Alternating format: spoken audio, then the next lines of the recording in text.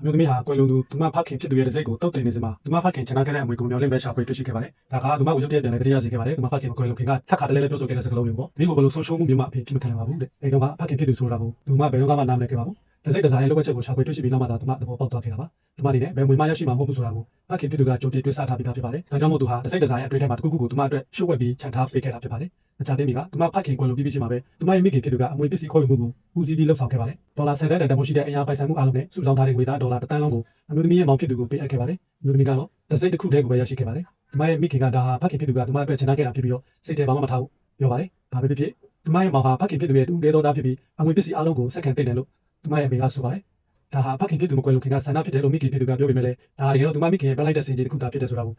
အမျိုးသမီးကနားလည်နေပါတယ်။ဒီစကားကအရွယ်ရောက်တဲ့အထိမိခင်ဖြစ်သူဟာသူမရဲ့မောင်ကိုပဲနေတိုင်းဦးစားပေးခဲ့တာပါ။ဒီစားချင်တွေမှာသူမရဲ့ပကံထဲကကြက်ပေါင်သားကိုသူမစားခွင့်မရှိခဲ့ပါဘူး။သူမဖခင်တူးတဲ့သားနဲ့ကြက်ပေါင်သားကိုအမျိုးသမီးရဲ့လက်ထက်သို့ရှိုးဝဲပေးခဲ့လိမ့်ရှိတာပါ။အမျိုးသမီးဟာသူမရဲ့မောင်လိုပဲကြောက်တက်ချင်ခဲ့တာပါ။ဒါပေမဲ့သူမရဲ့မိခင်ကသူမရဲ့တောင်းဆိုမှုကိုအများကြီးညှင်းပယ်ခဲ့ပါတယ်။အင်္ဂလိပ်တွေအနေနဲ့ပညာရည်ချင်းအများကြီးမလိုဘူးဆိုတဲ့အကြောင်းပြချက်နဲ့ပေါ့။အဲ့ဒီလိုအချိန်မျိုးတွေမှာဖခင်ဖြစ်သူဟာသူ့ရဲ့ရှိုးဝဲစုဆောင်းထားတဲ့ငွေတွေကိုထုတ်ပြီးသူမပိုကောင်းတဲ့ဘဝကိုရှောင်နိုင်ဖို့အပြည့်အဝပံ့ပိုးပေးခဲ့ပါတယ်။အခုတော့ဖခင်ဖြစ်သူကွယ်လွန်သွားပြီဖြစ်ပြီးတော့အမျိုးသမီးဟာတစ်စိတ်တစ်ခုပဲရရှိခဲ့ပါတယ်။သူမဟာတုတ်ဆိုင်မှုရှိပဲလက်ခံခဲ့ပါတယ်။အားကြောင့်လဲဆိုတော့ဖခင်ဖြစ်သူကွယ်လွန်ခင်ကပြောခဲ့တဲ့စကားတွေကိုသူမမမိနေလို့ပါပဲ။သူမရဲ့ဖခင်ဟာသူမကိုဘယ်တော့မှဆုံးရှုံးမှုမရှိစေရဘူးဆိုပြီးသူမအခိုင်အမာယုံကြည်နေခဲ့ပါတယ်။အဲဒီနောက်မှာတော့တာစုဝေတွေဟာပျော်ပျော်ရွှင်ရွှင်ထမင်းစားဖို့ထိုင်ခဲ့ကြပါတယ်။မကြီးဖြစ်သူကမောင်ဖြစ်သူရဲ့ရှစ်သက်မှာပစုံတစ်ပေါက်ကိုတမင်တကာထပ်ပြီးသူ့ရဲ့မောင်ကိုအားဖြစ်ပြီးဖို့ဖြစ်ပါတယ်။ဘာလို့လဲဆိုတော့ငယ်ရဲ့အနေငယ်ကဖခင်ဖြစ်သူကိုပြုစုဆောက်ရှောက်ရေးသူပြပန်းခဲ့လို့ပါတယ်။မျိုးသမီးဟာအိမ်မှုသားစကားကိုမဖော်ထုတ်ပဲမနေနိုင်ပါဘူး။ဖခင်ဖြစ်သူရဲ့နောက်ဆုံး6 လတာကာလအတွင်းမှာမိသားစုဝင်တွေဟာသူ့စီခါမှလာမကြည့်ခဲ့ကြပါဘူး။သူ့ရဲ့နောက်ဆုံးဆက်မှာအမျိုးသမီးတူတဲ့တာလေးဖခင်ဖြစ်သူရဲ့နေဘေးမှာရှိနေပေးခဲ့တာပါ။နေ့တိုင်းသူနာပြုဆံမဟာသူမဖခင်ဖြစ်သူကိုလာရောက်ပြုစုတာကိုမြင်ခဲ့ရပြီးသူမဟာအဲ့ဒီမိသားစုရဲ့တူတဲ့တော်သမီးတို့တောင်မှရင်အထင်မှတ်ခဲ့ကြတာဖြစ်ပါတယ်။မိခင်ဖြစ်သူကတော့အမောင်ဖြစ်သူရဲ့ကိုစားဝင်ရောက်ရှင်းလင်းချက်ပေးခဲ့ပါတယ်။သူကလုပ်တဲ့အလူများနေပြီးစီးရင်ကိုလာဖို့အချိန်မရှိခဲ့တာပါလို့ဆိုပါတယ်။မဟုတ်ရင်သူလှုပ်ပြုတ်သွားနိုင်လို့ပါပဲ။ဒါအပြင်သမီးဖြစ်သူက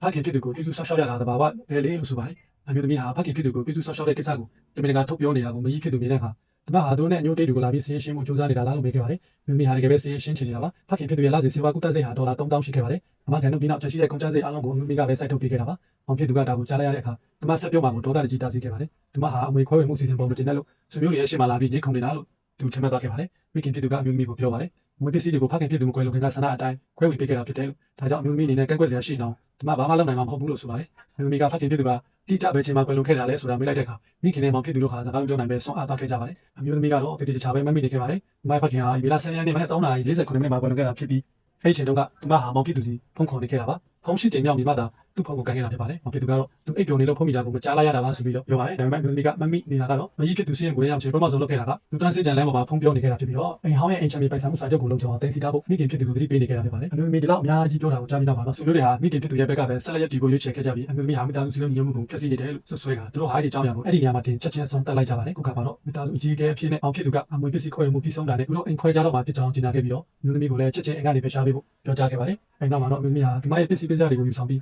းလွန်ခဲ့တဲ့ချိန်ကဖခင်ဖြစ်သူကိုပြုစုဖို့အတွက်ငားရမ်းထားတဲ့အိမ်ကိုရွှေ့ပြောင်းနေထိုင်ခဲ့ပါတယ်။အိမ်ထဲမှာအမျိုးသမီးဟာစိတ်ကိုတုတ်တင်နေစင်မှာပဲဒဇင်ရဲ့နောက်ကျောဘက်ကဝက်ကိုတစုံတယောက်ကတမင်တကာရှော့ထားခဲ့တာကိုရှော့ပြီးတွေ့ရှိခဲ့ပါတယ်။ဒါကပြတ်သွားတာမဟုတ်ပါဘူး။တယောက်ကတမင်တကာရှော့ထားတဲ့ပုံစံမျိုးနဲ့တူပါတယ်။ဒါပေမဲ့ဝက်ကိုတော့လုံးဝဖြုတ်ထားခဲ့တာမဟုတ်ပါဘူး။အမျိုးသမီးဟာတမင်ဝင်သွားခဲ့ပါတယ်။မဖခင်ချလာခဲ့တဲ့တကူကဒီဒဇင်ရဲ့အတွင်းထဲမှာပတ်ထားတာဖြစ်နိုင်တယ်ဆိုတော့ဒီမှာနေတဲ့မတရားကိုဖော်ထုတ်နိုင်သေးခင်ပါပဲ။ဒီမှာဖခင်ဖြစ်သူရဲ့ရဲဘော်ရဲပဲဟောင်းတူကဒီမှာစီဖုံးခေါ်ဆိုလာခဲ့ပါတယ်။အဲဒီလိုပြပြတဲ့အကြောင်းအရာကိုကြားတဲ့နောက်မှာသာဒီမှာသိလိုက်လာတာတော့ဒီမှာဖခင်ဟာဒီမှာအတွက်ရွှေချက်တစ်ခုခုချန်ထားခဲ့တယ်ဆိုတာပါပဲ။ပြီးတော့အဲဒီရွှေချက်ရဲ့တန်းလို့စားဟာစစ်မှုထမ်းတဲ့စိတ်ဒဇင်ရဲ့အတွင်းထဲမှာပတ်ထားတယ်ဆိုတာပါပဲခင်ဗျာ။